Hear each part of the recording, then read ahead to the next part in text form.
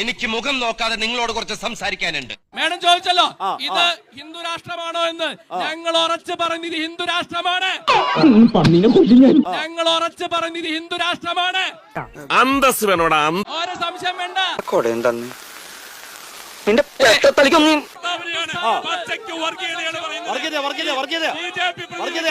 ചളമായെന്ന് തോന്നുന്നു. ഉറുമ്പ് കുറച്ച് കൂടുന്നുണ്ട് കേട്ടാ.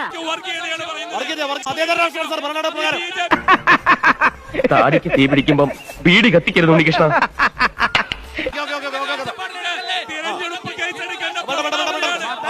ഇവിടെ നിന്നാൽ എന്റെ പണി പോവും.